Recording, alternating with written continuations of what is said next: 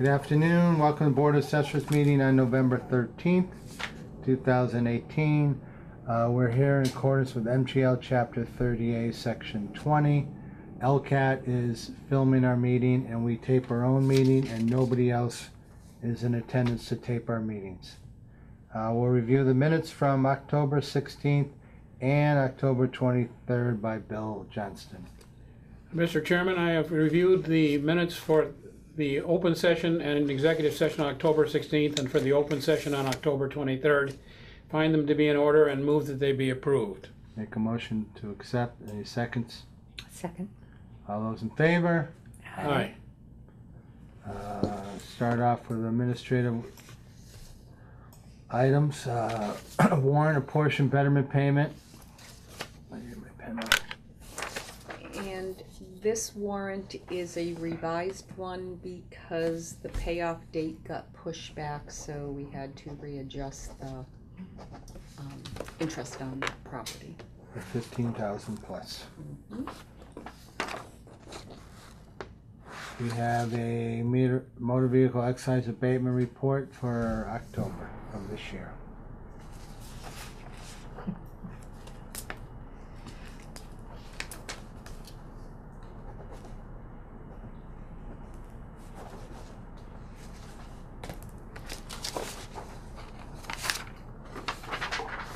And a notice of commitment to the accountant for the aforementioned item for motor vehicle.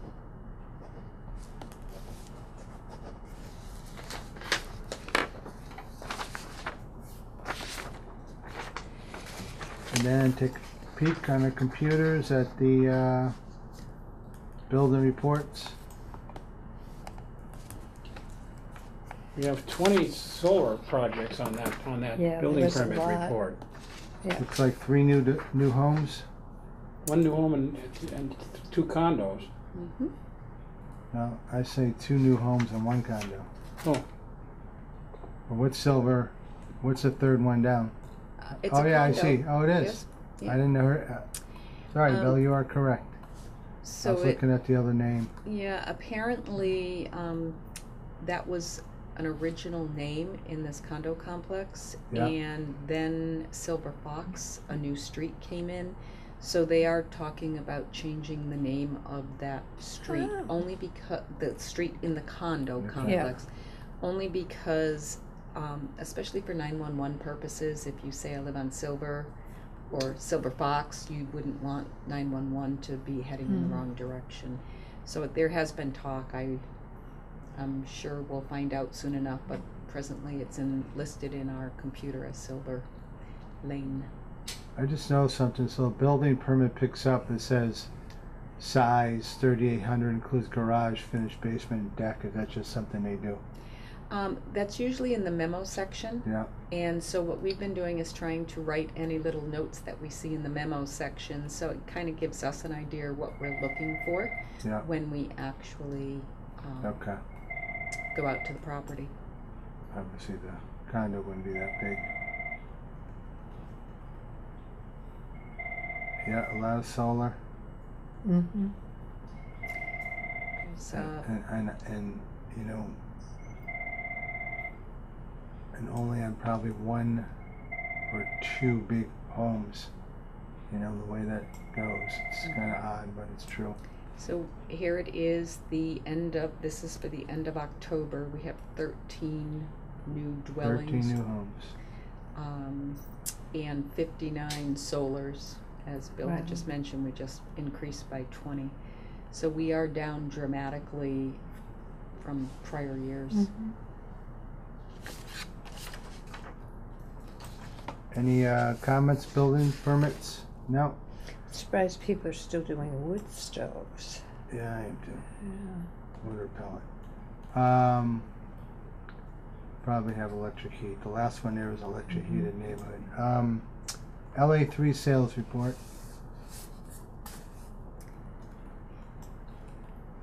So I did make a note on some. If you see like one of the top 5 or 6 where the assessment to sale ratio is 2.33, Three. Yeah.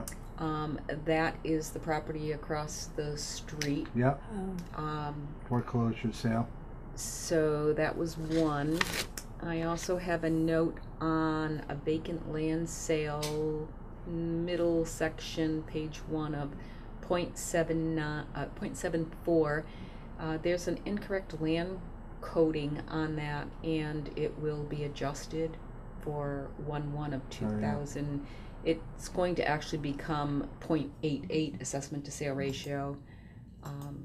It's a high land sale Yeah. for our town. They keep coming like that. 140 and 150, 160. On October 15th, we have one at the condos. We were assessing it as 25% complete, but at the time of purchase, it was an arm's length sale. There will be a supplemental going out to this property, but we're up to about $430,000 in comparison to the sale price, which will be a .82 assessment to sale ratio. And then on 1019, on the same page, was another property. It's 50% complete Right. as of the 30th of June. Right, A the land supplemental will be sent, and it'll eventually become a .94 assessment to sale ratio. If we go in and we code them properly for the board to look at, we have to then go in and change them all, because it was an arm's length sale, and as soon as January 1 comes and those percentages of completion of construction come off, it all LA3 sales are always subject to, reporting is always subject to change as we find out more about the sale. very true. How about the last one, 0.79, Page 1 or 2? page 2?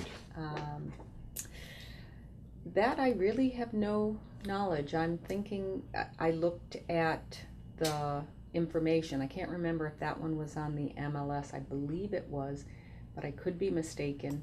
But I think that's really one of the depreciation table issues that we still fall short in for these older homes with a lot of depreciation.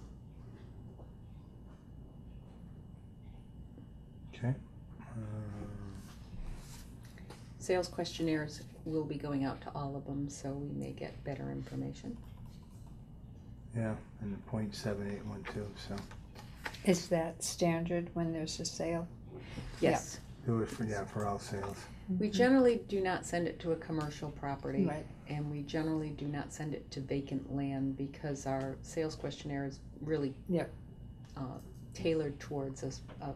Residential. Yeah. And that's it for LA3. Any questions on any other sales? No, we'll move on to director's update. On the 25th of October, Carrie Ann and I did go to the MAAO Fall Conference, and they discussed the best tracking purposes for new growth for the LA13. We also discussed cell tower evaluation, which explained that many assessors are missing the hidden personal property that falls below ground in cell towers. We all tend to look above and up. And they also gave a program on the difference between net book and market value for utilities.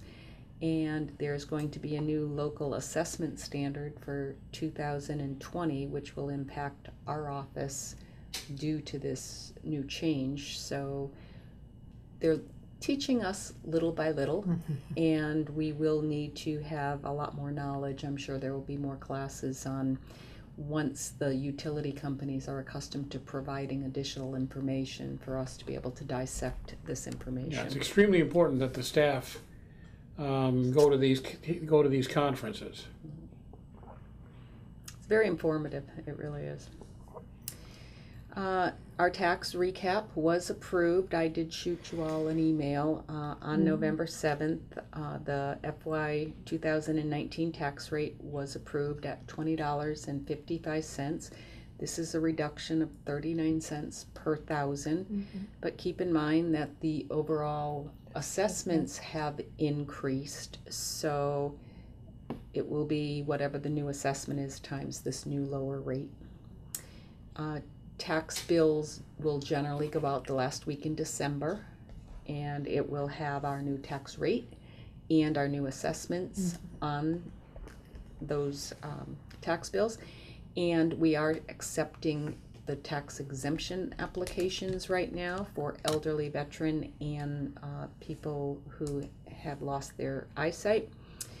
And if they do get them in, most likely before like the 10th of December, it'll actually show up on their tax bill, but people do have up through April 1 in order to receive the exemption. And then our Hampden, Hampshire County Assessing Association is going to have our annual meeting and holiday gathering. It's really important that we can try to get at least 15 municipalities at this meeting, because we are trying to change the bylaws to allow us to adopt bylaw changes with less communities attending, having a quorum, because it's hard to get 15 communities. Believe it or not, there are 43 communities within the Hampden, Hampshire County Assessing Association, and we really struggle. We usually can get about 10 communities out of the 43. So if anyone has an interest, I would encourage you to attend. Granted, East Long Meadow would get one vote, but it's always good to interact with colleagues across the Hampden, Hampshire County. Where does Franklin County Assessors go? To Franklin County. Just by themselves? Yes, they Not have with their- Berkshire? No, Berkshire has their own county association. Franklin has their own county they do? association, and Hampden, Hampshire is a joint. And then just a reminder that on Thursday, the 22nd, which is Thanksgiving, we are closed, and we're also closed on Friday. So if anyone has any town business to do, please do it either Wednesday before or the following Monday. One other quick thing I will share, we did just receive commitment 6 in the mail, motor vehicle commitment 6, and we're going to try to push those tax bills out as quickly as possible, because we don't want to get into when real estate taxes are starting to be sent out. So our goal is to have them out by November 20th and due back by December 20th, and there's about 550 bills. You'll get the commitment at your next meeting. So that's about it for me. Those are new bills. Yes, it's anyone who may have registered a vehicle in the last maybe 2 to 4 months.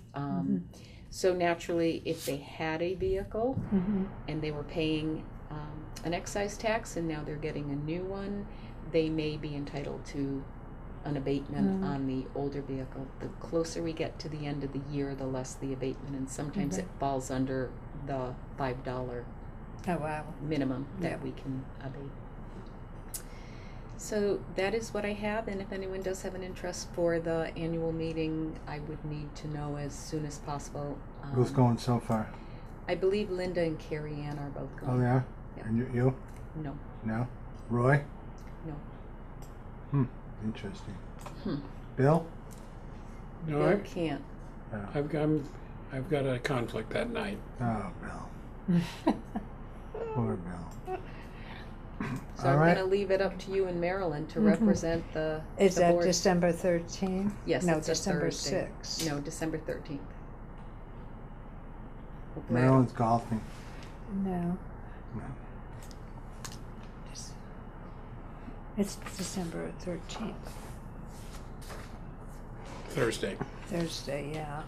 I'll have to check. Okay, any other questions on open session? Bill or Marilyn, anything? No. Make a motion to go into executive session to discuss 61B applications, Chapter 61A applications, some fiscal year 2019 exemption application, And we will not be, we will return to open session to record our votes.